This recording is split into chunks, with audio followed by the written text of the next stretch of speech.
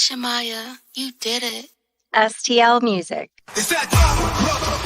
Welcome back to the show. Yo, listen up, we back in the game. Sweep the league, we got the flame. Motivated to the fullest every single day. We wake up, get it in every way. Rifling 222 in the global inspiration.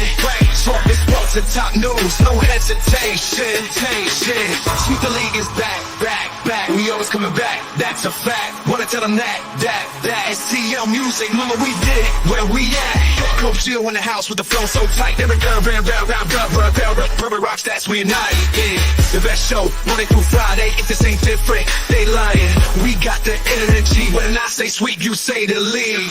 Sweep the league, sweep the league, sweep the league, sweep the league. San Antonio, let's go. Sweep the league. Sweep the league. Sweep the league. San Antonio, let's go. Hey, this is George Iceman Gervin, and you're listening to Sweep the League Radio.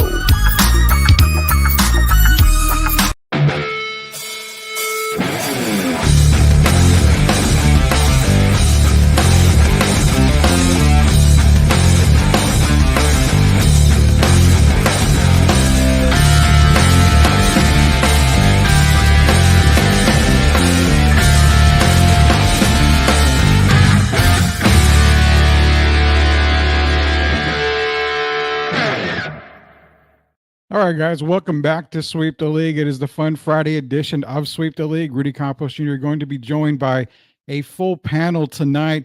We're going to have Hall of Famer Derek Gervin. Again, he goes into the UTSA Hall of Fame. October 19th is the night. October 18th, 19th, and 20th. They're going to celebrate him all weekend. UTSA Hall of Fame. Hall of Famer Derek Gervin. Coach Gio is going to be joining us as well. Plus, we have a very, very, very special guest. We're going to introduce him here in just a second. We promised you guys we'd be getting guests, and we finally got our first guest on right now. We'll be getting to him in just a second here. But first and foremost, as everybody knows, I am a Tar Heel, fan, been one forever.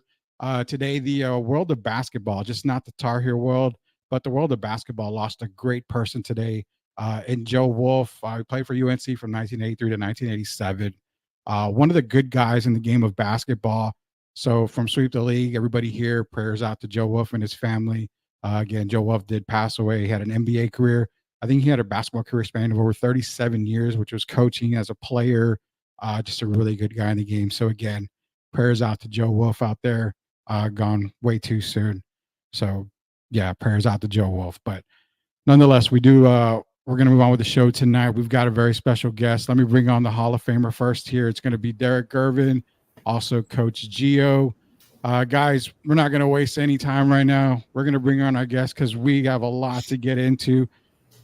This guest right here, most famous, and for me, is the kiss of death. And we've seen it, throughout his career as a Houston Rocket mainly, and also as a San Antonio Spur, blowing that kiss. I know when I played basketball, I think I did it one time and I got benched. And I don't know if I did it with Keith Edmondson, Derek. It might have been during the Edmondson time frame, but when you get Keith on the show, don't remind him, because there's a lot of stuff that Keith was telling me not to do, and I did it anyway. So we can't get into that, man.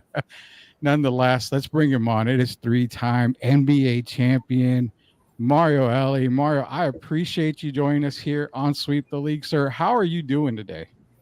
Life is good. It's good to see my old friend Derek. Me and Derek had our battles in the CBA. Remember playing Derek up in Santa Barbara. We had a nice team out there, man. Had a real good team out there. So good to talk basketball. Yeah, for sure. And, maybe you can kill the rumor for us. Derek said he had one time had 100 points in the first half of a game. I haven't found that evidence yet, but maybe you can dispel or make that rumor true here. I haven't heard about that either, but when you have a last name, Gervin, I won't be surprised, because Iceman was one of my favorite players growing up. And like every kid always said, for me, it was true.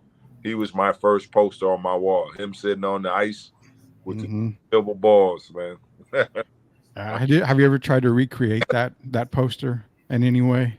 You can't recreate that. That's every poster. Every kid growing up hooping had that, especially in my city. Me growing up in New York, we were big George Gervin fans. Oh yeah, yeah. I no doubt about it. I tried recreating it one time, but back in the day, I weighed a lot, so I had two pizzas like this, and I was sitting on the chair, but I couldn't recreate Ice's poster at all by doing that, man. So let me But get into the guys here. Nike had the great posters back then. They had the best. Oh, Moses Malone. Yeah, they were some great. Moses Malone with partner red. Nike had it going on back then, man. Loved the posters back then. for sure. I think one of the more iconic, I don't think it was ever a poster, but one of the more iconic pictures was George and Magic, right? I mean, just, That's Sports Illustrated. But Rudy, Sports Mario, closer to my age, we had a thing. They had a poster called the Supreme Court. Yes. Oh man, I gotta check All that the out. guys had like Supreme Court with their Nikes on. It was off the hook how they hooked all the stars up back then. It was real nice. Oh man, see, I gotta look that up now. I gotta look that up and Look see. at all them posters, man. Them Nike posters. They had a lot of good posters. They got to be selling. I mean, it's the internet days now. They've got to be selling a lot of this stuff on Amazon or somewhere. I mean, I'm an old man, so I don't know a lot of this tech stuff. So I just get my daughter to look up some of these posters for me, and maybe I'll buy them one day if I can get lucky enough to find them. Coach Gio, man, you doing all right, Gio? Yeah, can you guys hear me? Yes. Yeah, we can. Oh, okay, sorry, I was going through some technical difficulties, but appreciate Mario coming on. I remember him so many of those playoff games. A playoff warrior is what I once heard, and that was the truth. He's the man. Hey, Rudy, I want to start because I know we only have an hour. Hey, Mario, I want to go back how it all started. Power Memorial High School. And a lot of people don't even know that. Everybody hears about Lou Alcindor, Power Memorial. There's a guy named Mario Elie, Power Memorial. Tell what even got you started and made you want to. I know you loved the game of basketball, but at what point did you start thinking that this might be something that you might want to do for a living? Well, I was a late bloomer. It started high school, growing up in New York. I was a big baseball guy. I grew up, in New York, you have like you grew up with a diverse group of people. So I had Spanish, white, black, and that was a great thing to grow up in New York. And most of my friends were Spanish. So they would like baseball. So baseball was really my first sport. But my older brother, God bless him, he's not with us no more. He was a very good basketball player, street basketball player growing up in New York. So once he put that basketball in my hand as a ninth grader, I fell in love with it, played all the time, got better every year, got stronger every year. And I made a decision as a young man, this is what I want to do for a living. Perfect. We're talking to three-time NBA champion Mario Elie here on Sweep the League. Mario, a lot of people in San Antonio, we remember you as a Houston Rocket for the success you had with, the Houston Rockets coming to San Antonio, helping lead the Spurs to their first championship as well with Tim Duncan, David Robinson, Sean Elliott. So out of those titles, I know you played with great centers. You played with the Dream. You played with the Admiral. You played with Tim Duncan. Looking at those three guys, how does it feel for like a guard play when it comes to a guard playing with big men like that? Is the game a lot more easier for you? Does it flow better knowing you have skilled big men like that? Yeah, you got to know your personnel. And I tell guys, you have stars in the league. You have to find a role. When you go to a team, there's guys that are established. So when I went to the Spurs, Tim and Dave were the guys. So I knew I was a great defender, and I would put a lot of pressure at guys, knowing I had 2 7-footers protecting me at the basket. So those guys made me a better defender. Those guys allowed me to get open shots, especially Tim. Tim Duncan was just a young animal. Dave was sort of winding down in his career. And it was a great in 99 sort of watching David Robinson sort of pass the torch to Duncan and telling him, you're the lead dog. Whatever you need from me, I will be there. It was a beautiful thing to watch. coming from one of the 50 greatest players to ever play in David Robinson. That says a lot about his character. Yeah, that was again, for San Antonio, memorable time, 99. I mean, the first title. We all remember Avery hitting it from the corner in New York. I mean, that moment will live in, Spurs history forever. I want to ask you about the coaches, but I'm going to ask you that a little bit later because leading up to that 99 title, everybody talks about the Memorial Day miracle shot. Sean Elliott tiptoeing, all along the baseline, getting it over Rashid. But what they don't talk about is something that I've talked about with Derek, and it's the pass, the inbound pass. Thank you to Sean Elliott, because man, get a pass and some credit. Sean doesn't hit that shot without that pass. Well, it's got to be money. But if you see the whole thing, Stacey Augmon, they stepped out of bounds, so he knew the play was coming. Yeah. Because I don't know who was guarding the out of bounds guy, but I knew Augmon was on Elliott, and he sort of read the play. So I had to put a little extra mustard on the pass because he went for the steal. Bad play by a defender, went for the steal. Yeah. And if Sean Elliott was 6'5", that shot would have been blocked. But he was 6'8" and just barely got it over Rasheed Wallace's fingertips by maybe a hairnail. Yeah. And almost stepped out of bounds. I mean, everything about that shot crazy. It was our first lead of the game with 12 seconds left. So once we beat them in that game, once we beat Portland in that game too, they were toast. We went up there and smacked them up real quick up in Portland. But once we beat them, as a playoff warrior, when you sort of take a team's heart, it's like when I played with the Rockets in '95. We beat the Magic that first game in overtime. Mm-hmm. We sort of knew we had them. And it was the same situation with the Blazers in '99.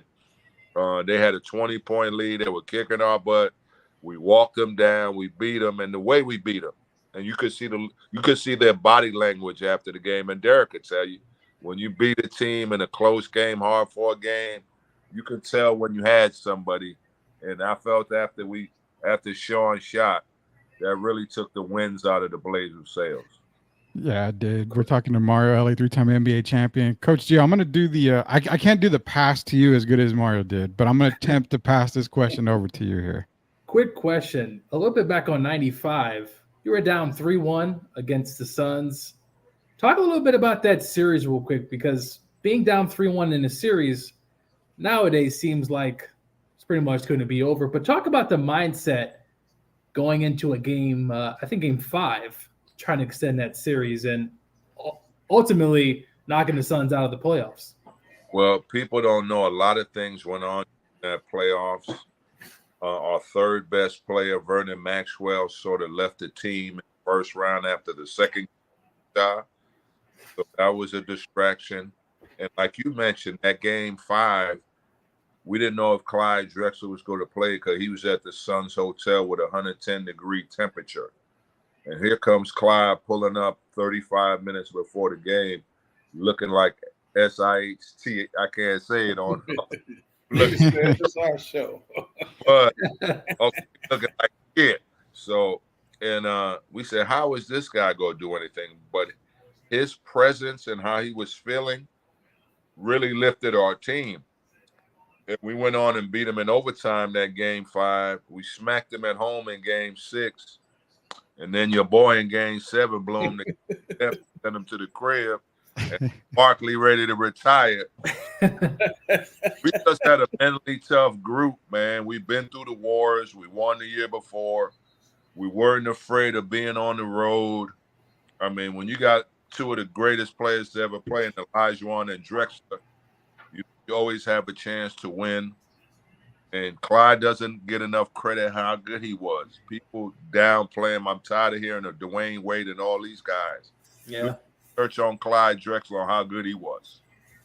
Yeah, there's no doubt about that. Blazer team to the championship 2 years in a row in the Larry Bird era, Michael Jordan era, Isaiah Thomas era. All those guys in their prime. So yeah, those Blazers teams, they were talented. I mean, you had a roster, not just the Blazers, obviously, but so many other teams in the 90s and 80s that people tend to forget about. And, we talked about on this show about people on certain social media outlets saying, let's forget about the 90s or the 80s. Man, people just don't watch the film. Yes, they need to do. You got to know your history of the game. You know, they talk no athleticism. Man, they see Sean Kemp play. Did they see Grant Hill play? No. They see Kobe Bryant play. Glenn Rice, Jamar Mashburn, Jimmy Jackson, Jason, Harry Payton, Paul Malone, John Stockton. I mean, Kevin Mullen, Charles Barkley. I mean, how can I do your research? I hate when guys just speak out the side of their mouth. Know what you're talking about. Because the 90s, man, probably the best era of NBA basketball ever. You know, I may be forgetting a bunch of guys as well. You know, Tracy McGrady. I mean, it goes on and on, all the great players. And like you mentioned, the teams were good. You see the league now, there's only a handful of good teams. Yeah. Back in those days, you had good big men. You got good guard play. You played inside out. You talk about you wasn't skilled. The game was physical, so you had to create space to get away from guys in order to create shots. That's why everyone knew their roles, right? Everyone knew what their role was. Yeah, and we in offense, not like nowadays. It's open pick and roll, attack the switch, attack the mismatch. We actually ran offense in the 90s. Ball was moving side to side. We knew where to get our bigs the ball, a pin down for a shooter. We ran offense. You had to guard offense. Now you just got to guard the pick and roll. If they switch, you got to be ready to guard mismatches. That's where our game is at. And everybody's shooting threes. I don't understand. If you're not a shooter, don't shoot a damn three. Shoot the highest percentage shot, is my opinion. That's the way we feel too. I want to go back a little bit first. First, I wanted to say Clyde Drexler. I'm glad you brought him up. My first 2 games of college was in the Houston Kettle Classic. And I know Gio and Rudy younger than us. But you know very well about Guy Lewis and the Phi Slamma Jam. My first 2 games, University of Texas, San Antonio, was in a tournament with Lamar, University of Arizona, and University of Houston. And, you know, that's when Dream had a little temper. But it's amazing that people don't talk more. You know, they talk about the University of Michigan today, the Fab Five. They talk about Christian Laettner and Grant Hill and those guys, Ewing and Georgetown. But people need to do their research on Phi Slamma Jamma, because I saw it up live and close, up live and personal. Clyde Drexler was a phenomenal player. And as you know, they don't talk about it, but he played on both ends. And I thought that was fantastic. But for you to give him love, he ended up coaching George Gervin Jr. for 3 years, you know, at the University of Houston. So I have a lot of love for Clyde. And to see him still, you know, being the commissioner of the Big Three today, I'm glad that he's getting his love. But I just wish the young people would go back and do their due diligence and really check that man out. The guy that played on both ends of the ball. He never tried to really compete. He didn't try to be the next Michael Jordan. He was Clyde Drexler. He's his own man. And that's what I want people to remember about Clyde when you talk about the game of basketball. No question, man. And I will put my money on anything that the greatest college basketball game ever played was Louisville against Houston. It may have been 30 freaking dunks that game. I mean, it was just highlight after highlight. Lancaster Gordon, Benny Anders, Clyde, the McRae brothers. I mean, that was an amazing college. The athleticism on that floor wasn't no layups. Any of those guys getting in the basket, they were dunking it. It was like 15, 20 dunks that game, that Louisville U of H game. Poncho Wright. Yeah. Jumping Poncho, who I still talk to today. Larry Mishaw, all these guys they had, man. And you said it, Derek, that they had a fraternity. These dudes that people come see their layup line before their game. That's how popular that team was. So I'm with you. They don't get enough credit how good of a college basketball team. Especially like you said, Michigan lost as well. Houston went to the finals a couple times. I know they lost, but I know everybody likes the Fab Five with the long shorts. But the first original team that put on a show was definitely that Houston Phi Slamma Jamma. To put on a note on Derek, what he said about Clyde, you know, I started seeing some of the hate after the Last Dance doc came out, and they had a segment of MJ and Clyde, and I think people started to really start just saying wild things. And look, we obviously know MJ's a great player, but Clyde in his prime was also a great player as well. Two things can be right, and I think a lot of that stuff started coming out towards the end of that Last Dance doc, and people just started saying some of the most outrageous things about a former great NBA player. So just add a note to what Derek was saying there. He'll have Anthony Edwards for lunch. I heard an older veteran, Eddie Johnson, say that, and I'm saying it as well. Anthony has to wait his turn. These young guys, though, Clyde to have him for lunch, man. Clyde's all pro. And Clyde did it year after year after year. I agree.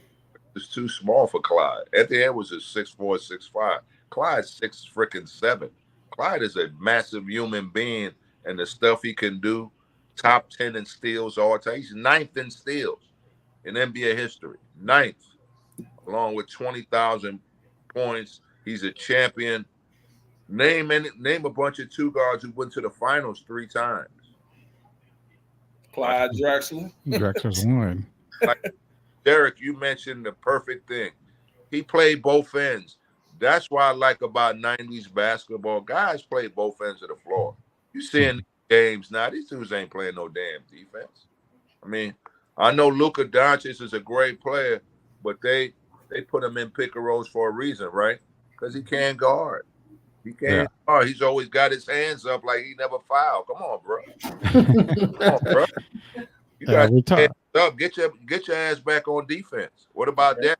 Yeah, there you go.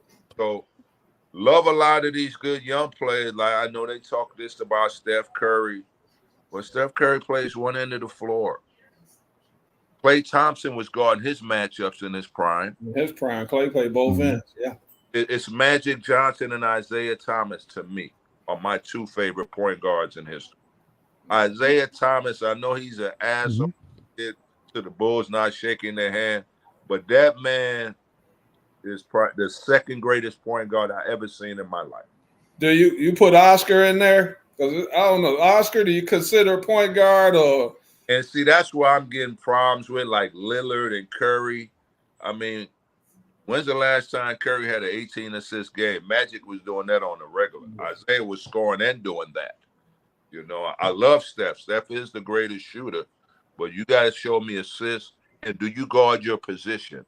He don't do those 2 things. No. Great player, not taking none from Steph. All-time great. But that's how I judge greatness. What you do, what I saw Isaiah Thomas do and Magic do, and Jordan and those guys do. I mean, Jordan, 9-10 years, all defensive team, we took pride in guarding our position in the 90s, That's Mario, before Rudy asked you, would you tell these guys, because I want Gio and them to be a little more familiar with you, tell them about when we the CBA days and how you end up getting to the NBA and playing for a guy in Albany who your coach was, so these guys to kind of know your history coming to the NBA. Well, I played at CBA a year and a half. I was blessed the second year to have like 2 future NBA coaches, George Karl and Terry Stotts. Those were my 2 coaches my second year in the league. And George saw something in me. He saw something in me. And my confidence was high from the year before because I played well. But really coming to this year, Derek, our team was a juggernaut that year. We went 50-6. We only lost 6 games, but half of our team would go to the NBA. We were getting called up quite a bit. But George saw something in me. He put the ball in my hands. And me and my man Askew, we were really scoring the ball at a high level for Albany. We were beating a lot of teams. So I was getting a lot of notoriety. So I felt that year I was going to get a call up. And in December, I did get my first call up. People don't know. Everybody always talk about Golden State. My first call up was to the Sixers during Christmas. So I get to meet Gene Shue. I was home for Christmas break. I get a call from my agent say, hey, Philly want to sign you to 10 days. So very excited about that. Philly was on a West Coast trip. And I had to fly through Atlanta to go to Phoenix. So first NBA game ever. All excited. I get to Atlanta. I get fogged in Atlanta. So I take it to Phoenix for shoot around. So as God is my witness, my mom and dad are dead. I call the hotel where the Suns are staying at, and Barkley answers the freaking phone. I swear to God. This dude in the lobby, if you know Barkley, he's a clown. He's always messing with people. I said, "This is Charles Barkley." He said, "Yeah." He said, "Charles, I'm the new guy on the team. I got 5 dead." He said, "No problem, man. We'll see you tomorrow. I tell Coach you're gonna be in tomorrow." That's one of the freaking coolest moments for me. I get to Phoenix the next morning, go to shoot around, meet the players. All the guys were great. Manu Bowe, Jason Williams. It was a bad Philly team. I see why Charles wanted to get the hell out of Philly. They were terrible. Playing the Suns. We playing the Suns. Tom Chambers, Barkley. I see my number 8 uniform in there. I'm so excited. We getting our butts blown out. And I finally get in the last 2 minutes of the game. But the one thing, guys, I can tell you I remember from that game is fucking Barkley getting 45 points and destroying Tom Chambers. I said, dude is a little bit taller than me. He's that good of a player, rebounder. He was just amazing that night. I'm like, that dude is the real deal, Barkley. And I think the next year or two he ends up going to Phoenix. So I started in Philly, played a couple games. They made a trade. I ended up getting cut, but my confidence level was high. Went back to the CBA, was getting 30 a night. I mean, I couldn't be guarded. Then I got called up by the Warriors. And it was like the Eminem movie. You got one chance. Don Nelson brings me in his room. He said, "I'm going to play you 25 minutes tonight, son. You got to show me what you got to do." So I ended up getting 15 points and 11 rebounds. I had a double-double. And the rest is history. I ended up signing that year, the following year. And that's sort of how my NBA career started. Real quick, I want to explain. Derek would know. Back in our day, when we got called up from the CBA, we played 20, 30 minutes. Mm-hmm. Not like these G League guys who come up to fill roster spots. These guys from the G League don't come up and play like we did. When we got called up back in the day, you were getting thrown in the fire. You were getting 20, 25 minutes. Tell them, D. Dudes hurt. They need bodies. They need. Yeah. So I remember Don Nelson threw me in the fire. He's like, "Dude, you playing." So that's what I like about our days in the CBA compared to now.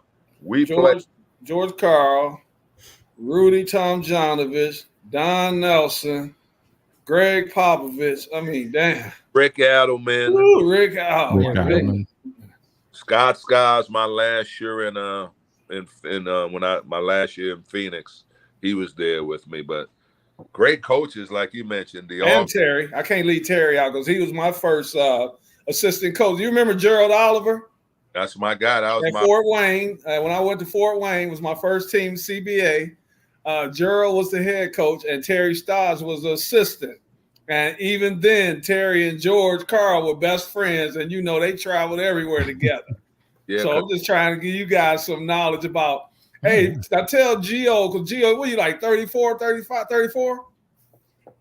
Yeah, sometimes I forget, but I believe I'm 30. Mario, tell them in the 35. CBA, and I've told people this story, you could get traded at halftime. Dude. That's crazy. That's crazy. Super 8 hotel, we get $20 a day to eat. Me and my boy are stealing tips off of Bob Evans. We stealing off the table. We eat hot dogs and McDonald's pregame meals. I mean, hungry, starving. We were starving little country towns. Well, you go to these like La Crosse, Wisconsin, you feel like you're in the NBA at least. La Crosse, yeah, my city. Now Rapid City, Wichita Falls, Auburn. Yeah. I mean, Sioux Falls. I mean, I've never been to South Dakota. I'm like, damn, they got what's South Dakota? I'm like, I'm from New York City, They had 2 teams in South Dakota, Sioux Falls and Rapid City. Do you know, guys, Derek would know. I'm asking you guys a trivia. Do you guys know what's in Rapid City, South Dakota? I have no idea. South Dakota. The president's heads, man. The president It's the five presidents. Yeah, President's Head. That's in Rapid City. Monuments. Mount Yes. Rushmore, Yes. yeah. Oh, Yeah, Mount- Mount Rushmore. That's right. That's Yeah, right. that's where it is. It's in Rapid City. Some person, yo, I'm like, can't do it, Rapid City. He said the president's head's out here, right out there looking at it. It was pretty cool. So You couldn't Wow. look at it long because if it was wintertime, it's one of the coldest states. Man. We're talking to a 3-time NBA champion, Mario Elie. And I'm going to throw, because you talk about CBA All-Star in 1990, all CBA first team in 91. So, yeah, definitely great of the game here. Mario, I want to talk to you because you mentioned about head coaches here. You played under some of the best head coaches in the NBA period, which obviously is attributed to your coaching career after being assistant coach for the Spurs, Warriors, Mavericks, Kings, the Nets, and the Magic. You know, playing for coaches like that, Pop, Tom Janovich, to say a few. How does something like that prepare you just going into coaching for the NBA? those guys prepare you. And also, when you're a role player, I wasn't as talented as, some of these guys are playing. I sort of had to think the game. I had to prepare differently because I wasn't athletic and gifted as some of these guys. So you see some of the great coaches, Rick Adelman, Pat Riley, these guys were all role players, Phil Jackson. So when you're a role player, you have to think the game a little bit more than a talented guy because they go on instinct, athleticism. I didn't have all that. So I sort of had to think. I always had to guard the best guy on the team. So I had to watch a lot of film. I'm guarding MJ, I'm guarding Magic, I'm guarding some of the greats, of all time. So that sort of prepared me for my coaching sign. And what was cool when I retired, R.C. Buford was from the Spurs reached out to me and invited me to training camp. And, that's why I sort of sparked my interest in coaching. Then the following year, I think Mike Brown went to Indiana and Popovich called me and said, I got a spot for you. And that's how my coaching career all started, thanks to R.C. Buford and Coach Popovich. Quick question, Mario. In 99 is the lockout year. Spurs kind of started off a bit slow. What was it like coming out after that lockout? A team obviously wasn't looking like a championship at the moment, but what was the change back in 99? What flipped? Well, when I got to the team, I told Avery Johnson, I think Jaren Jackson was the starter at the time. I told Avery Johnson, give me 2.5, 3 weeks. That starting job's going to be mine, right? So we start off 6-8.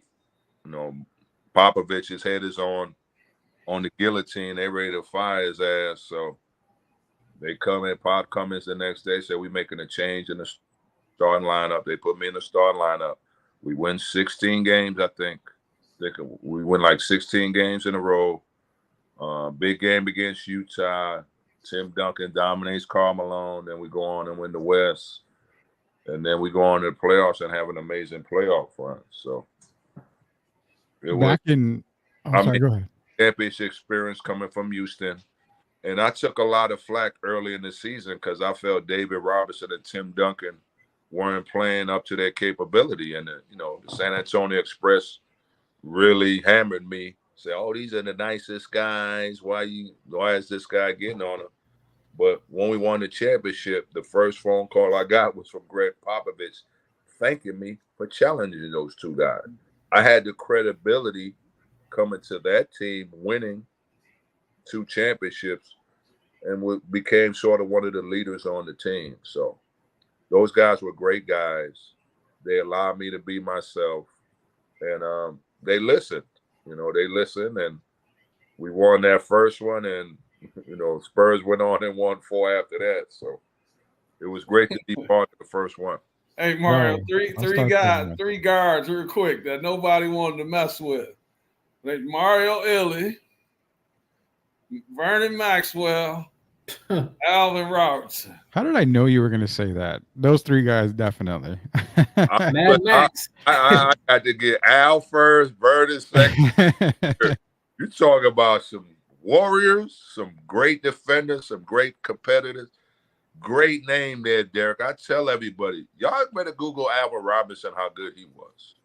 How good that dude was, man. I mean, defensively, the strength. Guys were scared to play against him. He was tough. I mean, what a great player, man. What a great player. Rudy, for you and Gio know, Alvin's the one that was brought in, and I never had a problem with it. We've been friends, and we're still friends today. Well, you know, Rudy, and Yeah. we still talk. Alvin was brought in to replace my brother. Cotton Fitzsimmons was the coach at the time. And so they brought him in. So Georgia's minutes went down in his last year in San Antonio, and it was because of Alvin. And then, you know, after that, Alvin became an all-star playing with Johnny Moore in the backcourt.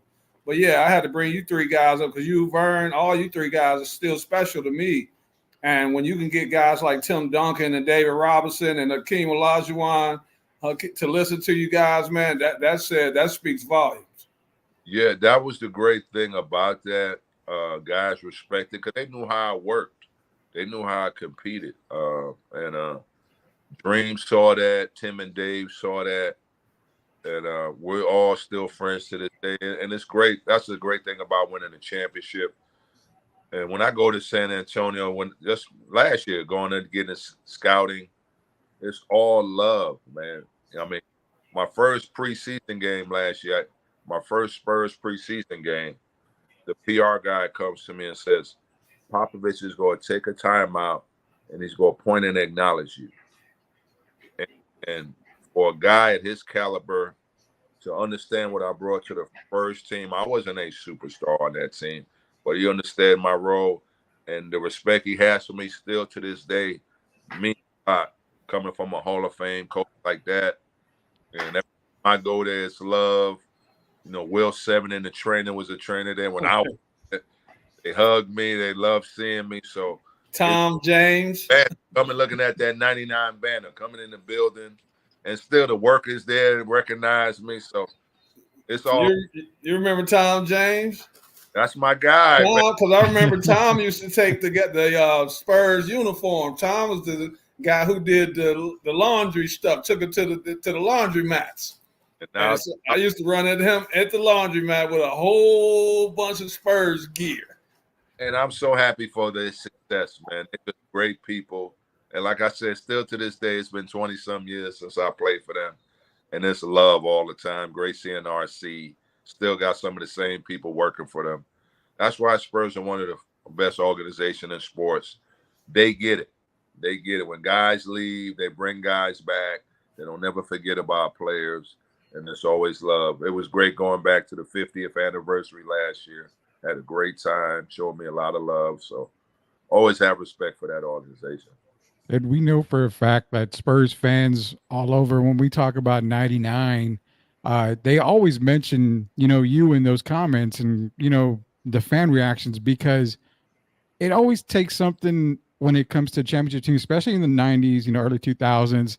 It takes that one player that can get on each guy on the locker room, can, be on their ass, make sure they're in the right position, just be a true floor leader. And every time they mention 99, you're the name that always comes up. And it's always, if we didn't have Mario, then we probably don't win that title. So yeah, you give Tim, we give David, these are the guys, but it's the hard work guys. It's the leadership guys like you for the 99 team that actually gave us the taste of our first NBA title. Yeah, I mean, I always tell guys when I talk to young guys, it's all right to be a role player. You make a great living being a role player. You got to understand when you go to NBA, you got established guys there. So you got to fit around the stars.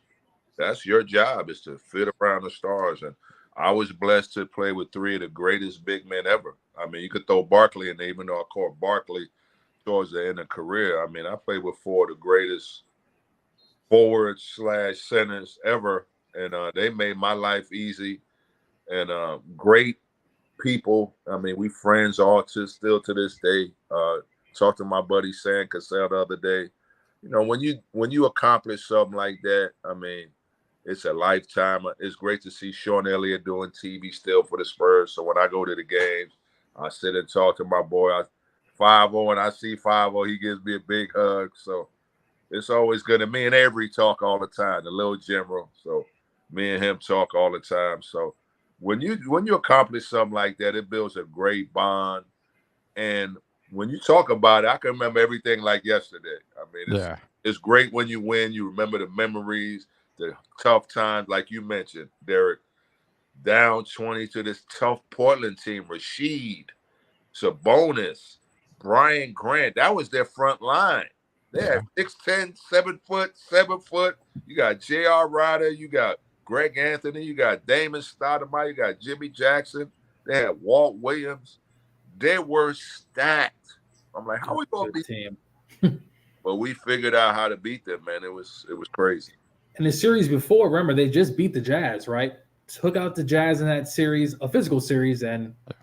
But me being a vet, they celebrated beating them like they won a championship. I said, hey, we got these young boys.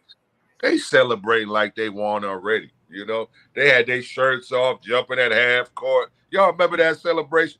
I'm like, y'all got 2 more rounds to go. Pump the brakes. Pump the brakes. So I called Avery. I said, Avery, we got these young boys, man. They think they done made it already because they couldn't get past the Jazz, and they finally got past them. I said, you don't celebrate right now. Hey, Mario, didn't we see that happen this past year with Minnesota Timberwolves? After they knocked off the Denver Nuggets. Yeah. Same attitude, celebrating like they had already won the championship. Then you got nothing left when you go in the next series. Exactly. It's a grind, man. It's a mental grind. So when I saw them celebrate, I'm like, yeah, we got these boys. They high on the horse. And like I told you, once we broke them that game too, I mean, we swept Shaq and Kobe the series before, and then we swept these young boys. Yeah. That don't get talked about enough. I mean, that doesn't. Shaq and Kobe. And we shut the forum down in 99. I know your boy. Yes, sir. I'm the one that said it. Yeah, we shut the forum down and swept them boys. Yeah. Yeah, y'all sure did. You know, I want to still talk basketball, but I want to talk a little, not off court, but a little celebration because it's a great transition going from Portland celebrating beating Utah to the ultimate celebration where I actually had a fan ask me today when they said, hey, we're going to have Mario on. Oh, ask him this for me. I'll say, I'll ask him for you. He wants to know, where did the kiss of death come from? It started, me and Joe Klein started talking mess, during the series. Mm-hmm. So he make a basket, he blow a kiss, I make a blast, and I throw a kiss at him. It sort of started game 5. But, I got the ultimate kiss, and that's the guy who I was looking at when I hit this shot. I turned around and blew the son's the kiss of death. I look at Joe Klein. He was over there turning red as an apple. I was loving it. And Dick Bavetta said, Mario, that's taunting. I could have called the tech on you. I'm like, whatever, man. Whatever. I'll wait. Joe, one of the strongest guys ever played. I played against him in college, Mario, when he was that year he was All-American at Arkansas. He couldn't do nothing with that African, bro. Couldn't do nothing with that African, dog. That number who could? He can't do nothing with African. I don't care how strong you are, dog. Mario, and I'm gonna let Gio chime in. Tell me this, and what's your favorite moment? Just not even talking about as your team. What's your favorite moment of all in the NBA in your career? And like I mentioned, the guys, and the rest of the crew, I'm a role player, proud role player. Being voted one of the top 10 Rockets in the last 30 years in 1997. It's Olajuwon, it's Drexler, it's Barkley, it's Calvin Murphy, it's Rudy T, it's Ralph Sampson. And I'm mentioning the same breath as these guys. That was a very humbling experience for me. Actually, that's what the fans think about me, which is that's why I still love Houston to this day. That's why when I still walk the streets here, they don't call me Mario, say kiss of death, kiss of death. That's what they say. So that probably was the pinnacle of my career when fans appreciate, okay, this dude's not a star, but we know what importance he brings to a team. So being on the stage with those elite players was pretty damn near. It was me and Sam Cassell with the rest of that group that was voted on, and I thought that was pretty neat. And I want to thank the fans of Houston for that. That means a lot to a guy who was a Division II player, a guy who was picked in the 7th round, 160th pick, the second last pick in the draft, a guy who ain't make it to the NBA till he's 27, you know, so and to end up being in that position, that was pretty neat. You know, I got the picture here. I got most of the guys signed it. I got to get Barkley and Ralph Sampson to finish signing that great picture. So that I'll have to say that was pretty neat. Yeah, true work ethic, and that's what shows a lot of kids these days. You know, I know we always mention it, the fact that these days it's always about how many likes you can get on social media, how many views you can get on social media. It just doesn't seem like people put the hard work in a lot of times. But, you know, obviously with Derek, with you making it to the NBA, it shows that hard work is really the only work you can do to get further in your career, whether it be basketball or anything. So again, appreciative for everything that you've done for San Antonio, for Houston as well. I'm not a hater. I'm a Spurs fan, yeah, but I'm not a hater. I know basketball. That's no bad about that. Good to me. Hey. What I'm gonna, before, I know Gio probably got one more question for you. We're gonna do some NFL picks. We got a guest celebrity pick here tonight. We're gonna have Mario pick some NFL games here. Gio's terrible at that, by the way, so we'll let him go last on that stuff. But no, I got to know something off the court here. So, San Antonio wise, give me your top 3 restaurants in San Antonio that you just loved. San Antonio is a little different now. I haven't been there since '99. We can go that far back. It doesn't matter. Now, I know for a fact Alvin Robertson was a big fan of Maggie's restaurant because I saw him there all the time when my mom worked there. So when my second year I lived in the Dominion, I loved them Rudy sausages. Lordy B. Rudy's out there. Rudy's barbecue, yeah. Rudy Stage Road out there. Rudy's still there, yeah. It's still there. I love Jay Alexander's at the Browser. At the Quarry. At the Quarry. Yeah, that's still there. And I really haven't spent time off of 1604. I see they just built it up with a ton of nice upscale. Oh, yeah. So I haven't been able to go to that section of town. And it's great whenever time I go to San Antonio and see how it grows, man. I'm like, yeah, adding stuff there. So, and I see they want to get another arena downtown, which is pretty cool. So I usually spend most of my time downtown because I have to be near the arena for work. Yeah. I have to go out to 1604, but yeah, I didn't go out too much because people recognized us, especially after we won. I go out nowhere, so I'm like, let me get some takeout. All the restaurants I went there was pretty cool, you know. But like I said, I got to go out to 1604. I know they got a bunch of nice spots out there that I got to check out. Hey, yeah. Gio, can I influence you to ask? Because I'm not going to ask him, let you ask. Can you ask we talked about the future of the league, the face of the league. Can you mention this guy, ask Mario, what do you think about our big fella down here? So the face of the league, what do you think? What it's going to look like for Victor, I guess, in the next 5-10 years as he continues to obviously improve, get better? What do you see potentially? Well, I think he's going to be a tremendous player. I would like him to see him get a little stronger because, I do a lot of scouting. I watch a lot of Spurs game, and it sort of frustrates me where small forwards can push Victor out to the three-point line.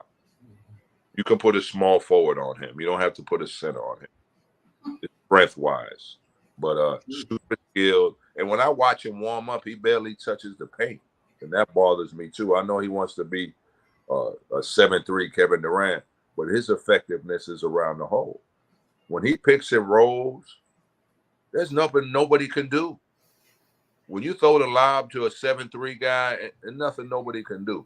He has some amazing stretches when I went to watch him a couple times. He did some amazing things. Love his feel for the game. Excellent passer. And I think with the addition of Chris Paul, Lord have mercy. Chris Paul will get a second life just throwing lobs to Big Wimpy, man.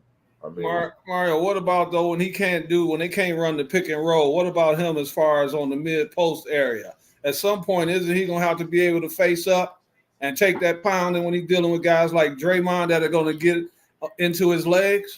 But my thing with him, if you're 7-3, do like Porzingis does on the switch. Just turn around and shoot over him.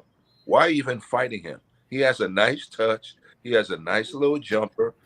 You 7-3, dude. Ain't nobody blocking that. Just down instead of trying to dribble. And plus, he's 7'3". That dribble is high. Guys, and he wants to be Steph Curry. That's the part I don't like. Yeah. Just space him up. Like that's why I said what Porzingis does. He just when they switch on Porzingis, they ice him on the free throw line. Porzingis takes one dribble, turns around, and just shoots right over the guy. They're not blocking his shot. So I wish he would do that. Run the floor. When he runs the floor, he needs to try to deep post. That's when you try to deep post. Not in the half court where guys are banging on you. In transition, that's where you can get out and sort of catch it deep. Because once you catch it deep, there's nothing you can do about it. Nothing they can do. Yeah, exactly. What I love about him is he's an excellent defender as well. I mean, he covers a lot of freaking ground. I saw a clip on him maybe a couple of weeks ago. He blocked the shot, sort of stumbled out of bounds, got back in and blocked the shot again. Defensively, he's already elite defensively. Once that offense catches up with his defense, the league better watch out. And people gonna want to come play with Wemby. Yep. Good players want to come play with him. If I'm a player, good young player, like Trae Young was begging to come to San Antonio and play with him. So guys are gonna want to play with this big monster. He's gonna be a great player. I love the kid. San Antonio is a perfect spot for him. He's gonna get better and better. And look at the mentors you got. You got Tim, you got Dave, you got Mano, you got Tony. I mean, just great mentorship for that young man with that organization. What about De'Aaron Fox, Mario, if he were to come? Because I've been telling these guys next year De'Aaron Fox is going to be a Spur. What would you think about him? Because Chris only going to play. I think this is Chris's last year, I believe, because I don't think he wants to. I think he wants to still while he can play a little bit, and hopefully he'll be healthy this year. But could you picture Wembanyama with De'Aaron Fox? Does that make them a better team? Fox is interesting to me because I'm trying to see now because as we look at the point guards, they look at Steph, Dame, and Fox. Are they a prototypical point guards or are they prototypical scoring guards? You know, scoring points. Exactly. Scoring, yeah. So to me, if Fox go to Spurs, Wemby the guy. He got to understand that he's second with the Kings. He's the number one guy. So the ball is in his hands and Sabonis' hands. I think the reason it works with him in sack because Sabonis does most of the decision making, right? Yeah. If Fox is coming off these dribble handoffs, these spin downs.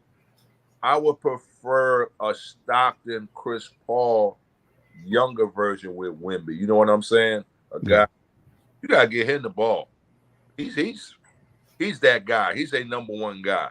You know, and I don't know if Fox, all these other guys are scoring guards, but there's not too many of these type of guards like that. We got a guy down here. But he'll be a rookie. I'm hoping that he's listening to you. Stephen Castle from Connecticut.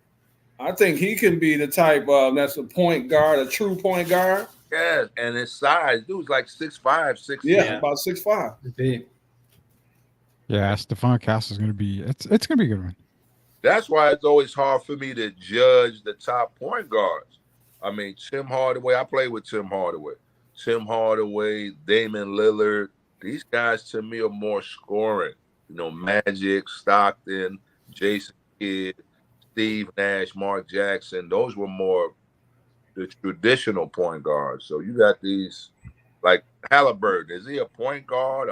It's hard for me to judge some of these guys right now because I came up in there in '99 where we had point guards.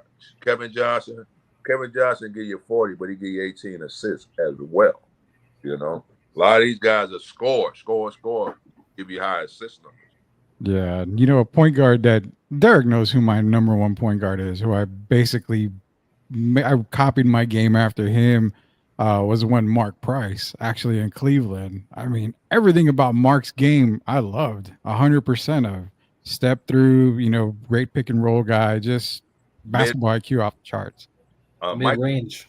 Mike Fratello did a great job with him and Terrell Brandon up there in Cleveland. Mhm. Yeah, see, people don't talk about Terrell Brandon. There's another one. Excellent mid-range. Didn't need the three. Even Mark Price was a great three-point shooter.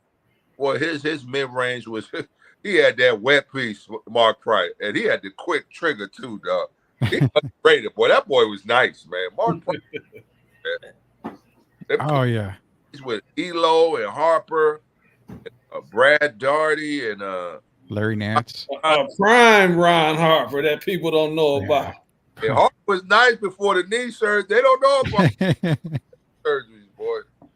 So, yeah, it was amazing that those Cavalier teams they were always stacked in those days. And you just saw to run into the Bulls. Stacked. Milwaukee was stacked. Chicago had MJ. Boston was stacked. You had a lot of Philly. You had a lot of good teams, man. Even the Dallas Mavericks, they made a conference final one year. They were a stacked team as well. So many teams that nobody ever – the Atlanta Hawks. That team, the jumpers they had, the list goes on and on. Another guy who don't get his just was Dominique, man. Dominique Wilkins. Yeah. And Dominique, he was in the 80s. We ain't even talking about athleticism. I'm like, shut the hell up. Him and Kevin Willis and John Koncak. And a 6'5" point guard in Doc Rivers. And we don't talk about 5'7" Spud Webb. Oh, I guess he's not that athletic, right? I guess he's not athletic. Just a slam dunk champion is all he Didn't miss a dunk either. 5'7", I guess he can. Yeah, one thing we like to do, Mario, is we talk a lot of old NBA basketball. On this show, you'll get mentions of Rolando Blackman all the way to Robert Pack. That's why I like to talk. Jeff Malone. Another backcourt. That Derek Harper, Rolando Blackman. Yeah. Sam Perkins, Mark Aguirre. That's another guy. Brad Davis. Brad Davis is another one. Brad Davis. Yeah, Brad Davis pick you up full court with that energy. Yeah. James Donaldson at center at the time, I believe, is what it was. Yeah, so many great, and that's what we love to preach, man. You got to go back and look at the NBA history. Do your homework, man, about the game, man. Do your homework. A lot of great teams, man. Oh yeah, tons of great teams. Well, we got a little bit of time left with Mario Elie again. We appreciate him being here tonight on Sweep the League. We're going to end the show like we do on every Friday with our NFL pick'ems. Mario, I know you're going to probably get them all right. I'm going to have Gio not copy you at all because he does like to cheat on some of these picks here. So we'll make sure that he doesn't copy any of these picks when they're coming up right here. But we'll go down the list here. What we'll do is we'll just call a game. Just give us your winner on that. And then after that, we're going to be good to go. So we'll start off with Mario, celebrity guest picker here. You got the Bengals and the Panthers, Mario. Who are you taking on this game? Bengals are due. Bengals. Gio. They need to win.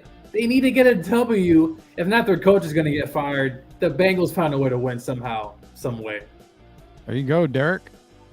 Well, it's only 2.5%. You and I looked it up of teams that are 0-3 that make the playoffs. So this is a do or die for the Bengals. So without a doubt, they're overdue, and I'm taking the Bengals. Bengals. See, I'm the only one on the Andy Dalton revenge tour here. So I'm going to take the Panthers to send the Bengals to 0-4 and basically into a vacation. So I'm going to take the Panthers on this one. Mario, Jets and Broncos. I'm from New York. I'm a Giant fan. I guess I got to, and I hate Aaron Rodgers.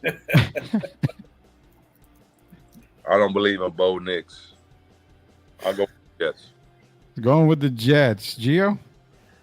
Bo Nix, he was in college for 10 years, but in today's game, he's going to lose against the New York Jets. I just think they're just a better team at this point.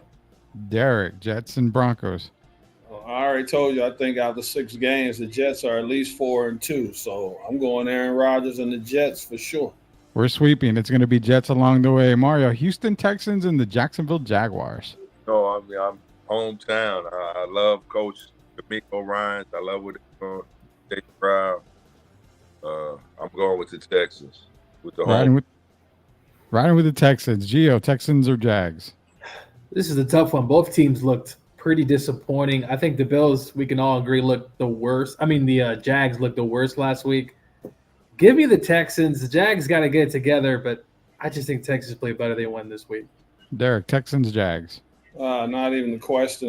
The way Houston played, they got to make a statement this week. So I'm going Houston Texans.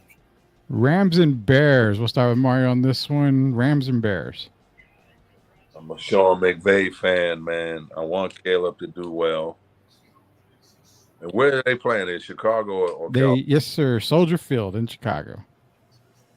Yeah, Matt Stafford's nice, man. I guess I got to go with the road team. I'm going with the Rams. Rams. Coach Gio, Rams or Bears? Well, the Rams are my team, so I'm going with the Rams. I might be able to make the game. It's a few-hour drive to Chicago. But the Rams, after a big win against the 49ers, I think they continue. But Bears' defense is tough, though. Stafford will have some problems, but I think the Rams get it done. Derek, Rams, Bears. Oh, man. Well, I'm going to have to go Bears because I don't think they're going to go 1-16. And a lot of times people, they make these picks. And I think they forget that nobody's won 0-17 in a while. And I don't think they're going 1-16. I'm going to take the Bears in the upset. Yeah, I'm going to stick with Derek on that one. I'm going to go the Chicago Bears. Rams are pretty depleted right now, so it makes it a little bit tougher. Bears got a pretty good defense, so I'm taking the Bears. Vikings and Packers, Mario, in Lambeau Field. You know what? I'm very happy for my man Sam Darnold, all the stuff he had endured. And I think it's the Sam Darnold revenge tour. And I think even if Jordan Love's come back, I don't think he's 100%. Big fan of the coach of the Packers, but Minnesota got something good brewing. I'm going with the Vikings. Going with the Vikings. Coach Gio. This is a tough one. Look, the Packers took care of the Titans last week. Something tells me that Sam Darnold might turn into old Sam Darnold. Give me the Packers at home this week. Derek, Packers, Vikings. What's that receiver the Vikings have? What's his name? Justin Jefferson. Yeah, okay. Well, I think this is going to be the surprise of the year. The Vikings go 4-0. I'm taking the Vikings. I'm taking the Vikings because not only did Justin Jefferson, we don't know, Chris Carter can suit up for this Vikings team and probably get a touchdown with Sam Darnold under center. Saints and Falcons. Mario Elie, Falcons and Saints here. Where are they playing? They are playing in Atlanta, where the Chick-fil-A is going to be closed again in Atlanta and Mercedes-Benz Stadium. I was disappointed in that the Saints game against the Cowboys. I know I work for the Saints, but man, Atlanta, they cheated them against Kansas City. That should have been a pass interference. You know what? I'm going with Atlanta. I think Atlanta got something. Going with the Falcons. Coach Gio, Falcons and Saints. This is a tough one. The Falcons got robbed last week. They should have called that pass interference in the red zone, and you know that, Derek. Yeah, I agree. The Saints didn't look great. Give me the Falcons at home. They got something, and I think they might continue it, but should be a good game, though. Derek, Falcons, Saints. I think at some point they're going to start questioning Derek Carr. We know the history of Derek Carr, and I know they struggled last week. I like Kirk Cousins. I'm going to take Atlanta. Rudy, that's your team. I told you. I like Bijan and those guys. I'm taking the Falcons. All right. We are taking the Falcons. I'm going to take the Falcons, and yes, I'm a Falcon fan, but, they've got the NFL Hall of Fame coming around now, and still no Tommy Nobis in the Hall of Fame. You are ashamed, the NFL. We got to get Tommy Nobis in there, Mr. Falcon San Antonio. Himself. Mario, Eagles and Buccaneers here. Ooh. So are both receivers out for the... As of right now, Devontae Smith is out, and I believe A.J. Brown is still out. If not, he's doubtful, so more than likely he's out. Where are they playing? They are playing in Tampa Bay, in Tampa Bay. Baker, man, I mean, he be looking good some weeks. You know what? I gotta go. I'll go Buccaneers because I don't think Saquon could and the quarterback Jalen Hurts can do it. Gio, Bucks and Eagles. This is a tough one. No, the Eagles lost against the Bucks in the postseason last year when the Eagles fell apart. Give me the Eagles. I just think they're a better team. Baker, as Mario said, man, he plays good, and then he has these kind of stinkers. But give me the Eagles on the road at Tampa. Buccaneers, Eagles, Derek. I think the Eagles had a defense that can confuse Baker Mayfield, so I'm gonna take the Eagles. At home, I'm taking the Bucks. The Eagles' wide receiver core is pretty depleted. I think Baker does enough. All they got to do is stack the box against Saquon, and they should be good. Give me the Buccaneers at home. Hey, Rudy. Yes, sir. You know the Eagles is kind of like, I'm not saying they like Kansas City, but you know the Eagles are one of those teams just find a way to stay in the game and win a game at the end. That's why I'm taking them.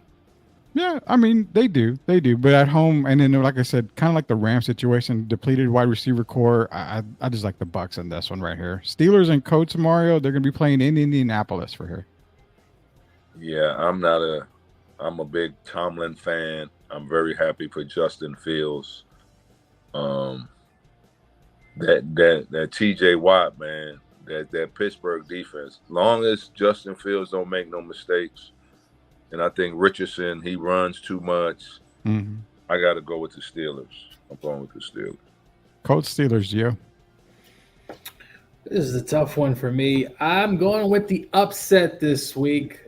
I'm picking the Indianapolis Colts.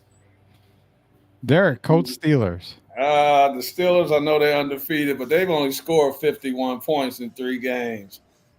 I'm going with the upset. I think the Colts are overdue. I'm taking the Steelers. I can't bet against them at 3-0, and Anthony Richardson just looks terrible, man. So I'm taking the Steelers. Patriots and Niners, Mario, it's going to be in Santa Clara. Mm-hmm. Was Purdy banged up? Not really, no. No, they should be getting George Kittle back. Debo's out. Obviously, McCaffrey's out. And Ayuk had a little bit of an issue at practice, so I don't know if that's going to affect him today, but he should be playing. Yeah, Patriots don't got enough offense. You got Purdy, you get Kittle back, you got Ayuk. I just think San Francisco got too much for New England. I'll go with the Niners. Niners. Gio, Niners or Patriots? Even if the game was in Oakland, the 49ers would still win. 49ers.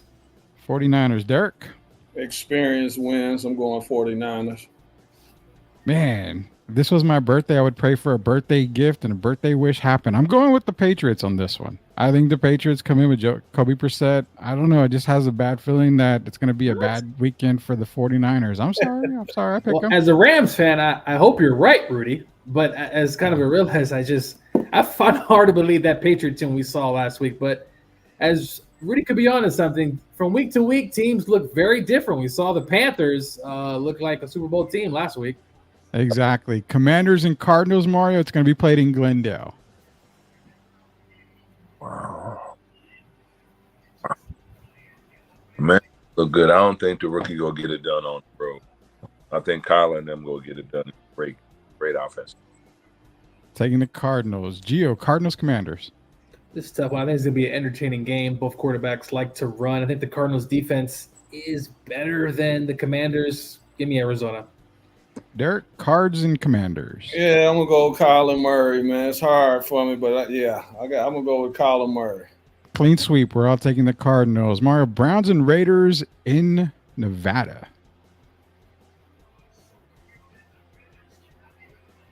And no Devontae Adams. Browns. You know what? I'm going with the home. O'Neal Pierce called this team out. They can't do nothing but come out and hoop. And I'm not a fan of Deshaun Watson as well. So I'm going with the Raiders. Going with the Raiders. Gio, Raiders and Browns. Browns have been disappointing. Deshaun has been disappointing. I think somehow the Raiders found a way to win even with Adams out this week. They got Brock Bowers, so give me the Raiders. The Browns, it just look terrible lately.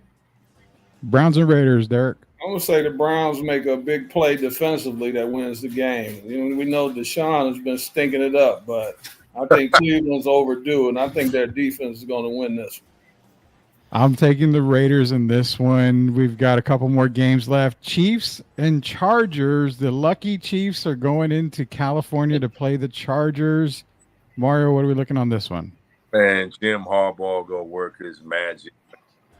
Chiefs don't gonna run out of luck. They've been stinking it up and they're getting help from the refs. It's time. They talk about to run out. I'm going with Jim Harbaugh with the upset. Harbaugh with the upset. Gio? Give me Patrick Mahomes. They found a way to win last week by hook or crook, but give me the Chiefs this week against Chargers. Depending on the quarterback situation, but we'll see. Oh, man. Chiefs, Chargers, Eric. Man, the Chiefs been getting by on the hair on their chinny chin, and I think they're going to do it again. So, yeah, I'm going to take the Chiefs. I'm going to take the Chargers, and I'm going to go with the penalty finally gets called on Kansas City this weekend. So, yeah, the NFL is going to make do right on that. So, I'm going to give me the Chargers to win. Bills and the Ravens would have been a really good matchup, but the Ravens look very terrible right now. Mario, they're going to Baltimore to play this game, Bills and Ravens. Josh Allen established himself as the MVP of the NFL. This going into Baltimore and outdoing Lamar Jackson. I'm going with the Buffalo. Nobody circles the wagon like the Buffalo. With the Bills, baby. New York. Down for Buffalo. Gio, Buffalo and Ravens. I think the Bills are flying high, and I think somehow Lamar Jackson and the Bills go in there, or I think it's home for the Ravens. If they run like they did, it's going to be hard for Josh Allen to get the ball. Give me the Ravens this week, upset. Ravens on the upset. Derek, I kind of know where you're going. Bills and Ravens. I'm going to surprise you. You know, Buffalo's my favorite team other than my Detroit Lions, but I think this is desperation time for Lamar and his team, and they're fighting for their coach's job. So I think Derrick Henry's going to have a big night, and I'm going to go with the Baltimore Ravens for the upset. I'm taking the Bills. MVP Allen is just going to continue to steamroll through the league until someone can stop him. I don't. Hey, Rudy, nobody's going 17-0. I already told you. That's what I'm basing it off of. No, nobody's going 17-0. There's no doubt about that. But I mean, I don't like the Ravens this year right now. I haven't liked them even in preseason. I said they would be terrible. So Me either. They just they have more to play for right now. I think Josh is headed towards MVP, but I think this is do or die for the Ravens. Yeah, definitely. Monday night has a doubleheader. We've got a sleepy yawn type of first game in the Titans and the Dolphins. No Tua, obviously. Mario, they're going to Florida to play this game. Nobody's getting excited about this game, but we'll try to get excited for this game. Titans and Dolphins. I can't put my money. We're always throwing it to the other team. I'm going with it on the ugly. Yeah, taking the Dolphins. Yeah. Gio, Dolphins and Titans. Well, the Dolphins quarterback look absolutely terrible. Was it Shaq Thompson or something like that? Who's the quarterback for the Dolphins? I don't even know who's going to be playing. Give me the Dolphins. They got the speed. Hopefully they can get the ball to their best players, even the Dolphins, because Tennessee is another team that always finds a way to lose games. Titans and Dolphins, Derek? Tyreek Hill's playing, isn't he? Yes, sir. So I'm gonna go Dolphins. We're gonna go with the clean sweep. I'm taking the Dolphins. Last game of the night before we end the show here: Seahawks against the Detroit Derek Lions in Detroit. Mario, where are we going with this one? I mean, I don't know what Jared Goff we gonna get, but I like the Smith story. I think they're gonna go in there and shock Detroit. I think Seattle gonna go in there and shock. I'm sorry, D. Taking Seattle. Yep. Taking Seattle there, Gio. Seattle Lions. Well, as a Rams fans, I don't like the Seahawks, and I also don't like the Lions as they've been beating up on us. Give me Detroit this week. I think they'll be the better team. Derek, Lions and Seahawks. Man, I'm born in Detroit. I think Seattle's been surprising a lot of people, though. But I'm going to take the Lions. I think Jared Goff's overdue for a good game, and our offense hasn't been playing very well. But I think this week we finally get off the snide, as they say. And I'm going to take the Lions. I have Seattle as a top 8 team in the league right now, but I don't think they get it done in Detroit this week. I think I'm going to take the Lions for the win on that one. But overall, I do appreciate Mario Elie for joining us here on Sweep the League tonight. Mario, it's been a pleasure, sir. All the stories we shared with you on basketball, the stories you shared with us, we wish you the best of luck. We know you're working with the New Orleans Pelicans right now. So, again, we wish you the best of luck. Were you ever back into San Antonio, definitely contact Derek. I mean, love to catch up with you, sir, and, talk some more hoops whenever we can. The 12th for preseason, Saturday the 12th, I think they play the Rockets. So I'll be in San Antonio. There you go. Mario, did you know Jaron's here, right? I didn't know that. Is he coaching? Jaron's coaching here. He's coaching at Incarnate Word. College. He's an associate head coach. Okay, I gotta make sure I holler at him when I come in the town. Sweet. Yeah, whatever you are. Oh, and whenever you are. Hey, I'm telling you this to you. Hey, man, I'm really happy that you came on the show. Pleasure. I think you wanted to. They talk about role players, right? And you say how the role players don't get their credit. Well, you're a guy that I'm giving all the credit in the world, and to see you come from where you came. You made NBA 27, took me to 26, but we both persevered. And I think you're a better person off the court than on the court. So I appreciate you sincerely. No problem, fam. We came from the same bread. I always credit to CBA for getting me where I am. All of us, John Starks, Anthony Mason, the list goes on and on. Rest in peace, Anthony, my guy with the Nets. Right. Good man. It's I mean, a brilliant career, Mario, again, from everybody here in San Antonio, across the NBA. Appreciate what you've done for the San Antonio Spurs. Appreciate the first NBA title that you really helped us win here in San Antonio, and all the great things you do for the guys in the NBA. I mean, again, you are talked about as one of the best role players in the game, but also one of the best persons in the game as well. So appreciate you joining us here for Sweep the League. Love to talk to you again sometime again. Probably after the season is done, we can get you back on the show here. But again, from Derek, from Coach Joe, from myself, appreciate everything you've done for us and appreciate you for joining us tonight, sir. Just check back in with me right before the playoffs so we can break down like a playoff segment, all right? Once the season's over, go ahead and email me. We'll chop it up and talk about the matchups in the playoffs. That'll be a lot of fun. We will do that for sure. This is Mario Elie, 3-time NBA champion. For Derek Gervin, for Coach Gio, for Mario Elie, this is Rudy Campos Jr. Until we sweep the league again next week, we'll see everybody later, knuckleheads. Everybody have a good night. Stay safe. Good night, guys. Thank you for having me. Good night. Thank you, sir.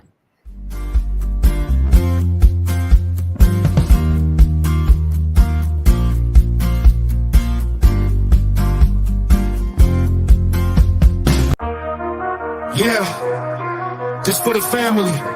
Loyalty, respect, honor. You know what it is. STL music. Let's get it. We the ones never folded on ourselves, no bluffing. Legacy we building, man, this ain't up for discussion. They wanted us to quit, but we dug in deep. Motivated to the fullest, dreams ain't meant for sleep. On the grind 24/7, no time for rest. We making moves, calculated.